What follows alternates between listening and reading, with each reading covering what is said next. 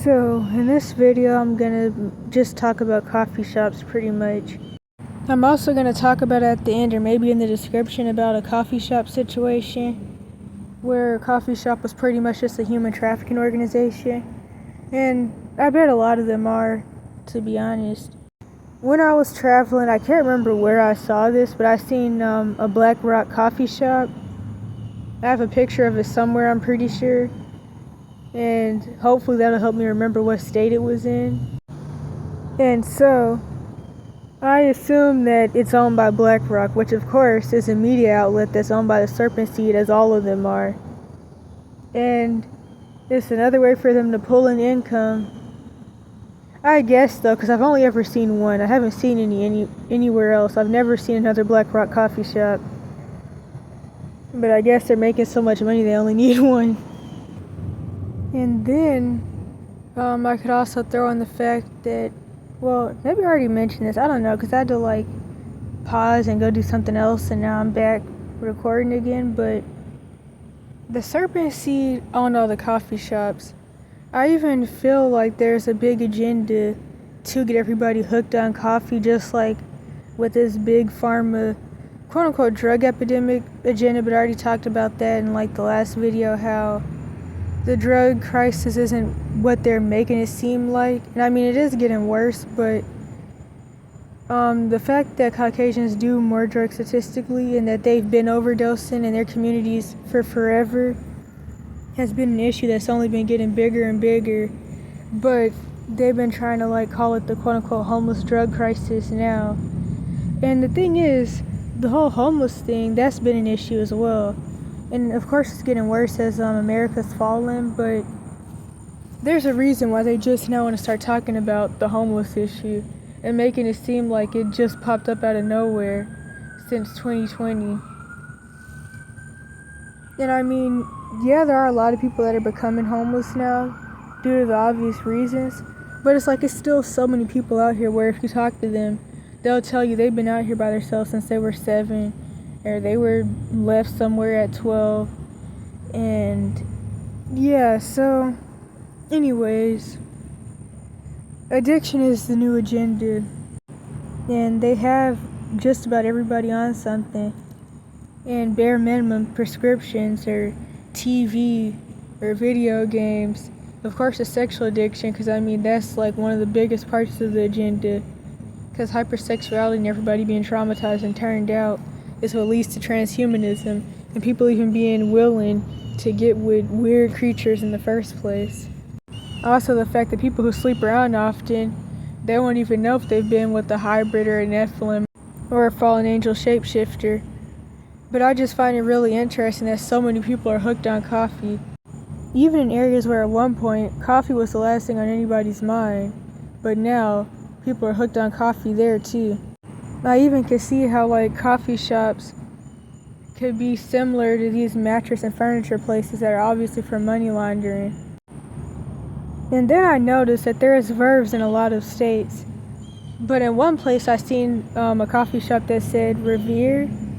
And I was thinking, is this just verb but with the letters flipped around? But I don't know. That's just pretty interesting.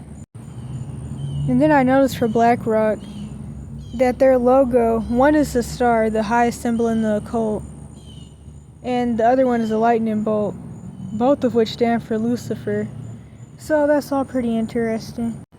I forgot to mention that the BlackRock, quote-unquote, is Saturn's cube. So you may know that in the now called Middle East, the Muslims or Islam, or the Nation of Islam, which is really just a branch of pagan Roman Catholicism and Freemasonry, because Freemasonry is under the pagan Roman Catholic Church. They're a false mix of the faith of the way, but with some paganism to it, or a lot of paganism to it. So pretty much just the Christianity hijacking and some of its branches, especially Mormonism and Catholicism. And so before the fallen angel came to the Muhammad guy and got him to start brainwashing people and forcing people into Islam, Arabs, or Ishmael and the Canaanites, were full-blown obvious pagans. And that's why they would like worship the cube and walk around it and stuff, because it came from outer space, supposedly. I mean, I wouldn't be surprised. And the cube was a pagan worshiping site and a pagan symbol. But just like with Christianity and pagan Roman Catholicism, what happened was the hijackers of the Bible wanted to like force people into these religions. So they would just say you can still worship your pagan gods and do your pagan rituals, just mix it with the biblical stuff or mix it with some of the faith of the Yasharel, but it's still going to be flipped around a lot. This one time when I was visiting Santa Cruz in California, I was trying to find like some type of job and I was dealing with a lot of ageism. And so I did what a lot of people tell people to do that you really should never do. I looked on Craigslist.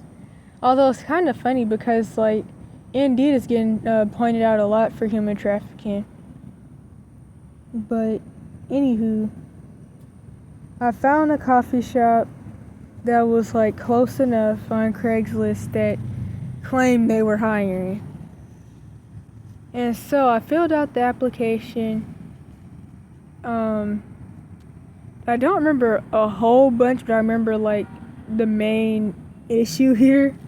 And so I called the number, or they called me, one of those. And it was a San Francisco number. I noticed that. And no, I called. Yeah, because I remember when I called the number after I'm filling out the application, a dude answered and he was like, "How'd you get this number?" And he was like, "How'd you even find the listing?" Because they had already hurried up and took it down. Because one of the things that these trafficking organizations do for these jobs, or quote-unquote jobs, is that they put the listing up and then they get people to come and apply and come to the job interview, quote-unquote, and they hurry up and snatch the people up, and they hurry up and take the listing down and delete everything. And so he was like confused and shocked about how I had even found it, which was like obviously very red flaggy. And I already know that commonly when you look for a job on Craigslist, it's going to be some mess. And you can't really trust like any of these sites to a certain extent. It's like you either don't get a call back or some weird predatory stuff. At least that's what I've ran into a couple times. And so I could already tell that the dude sounded really horny. So there was also that. And then he was talking about I can send someone to come get you to bring you to this bar I met for an interview. And so one, he sounded really horny.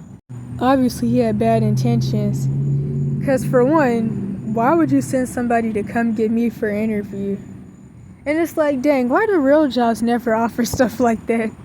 But like, it was also dark. I forgot that part. It was like, what was it? Like 8 to 10 p.m. Something like that. I know that's like a weird time to call a place. And I know it is, but I was surprised that they even answered. And it was just like, what in the world? And of course, I'm not old enough to drink or go to a bar. But the funny thing is, the only time you can get into places like this is when you're being trafficked. It's like any other time you can't. They barely want you to have a hotel room under 21. They barely want you to do anything under 26. What else? It's just a lot of stuff. Like casinos, you can only get into those places when you're being trafficked. But anywho, he was talking about having someone come get me to take me to a bar to quote-unquote meet with him. He was asking me about if I was in school and some other stuff I can't really remember. And I don't really remember what happened after that. I know I blocked the number though, but yeah. So I guess they hurried up and scraped up whoever they scraped up and went back to San Francisco with them. That's what I'm assuming. But yeah, never let anybody tell you that like you're lazy and stuff like that to try to like guilt trip you into putting yourself in some crazy situation. It reminded me of all these massage parlors that are human trafficking organizations where you never see anybody in there. And it's funny because you'll often hear like lonely dudes talk about how they go to massage parlors and stuff like that, but you never actually see people in there. And it's like everybody's hiding in the back or chained up in the back, which sometimes it actually is like that. But you never see anybody at the front desk when you look in the windows. In fact, a lot of these places, they literally have curtains up, not even curtains, blankets up as curtains to keep people from being able to see inside. They're owned by the mob as well, different mafia type organizations. So, yeah, that's what it reminded me of.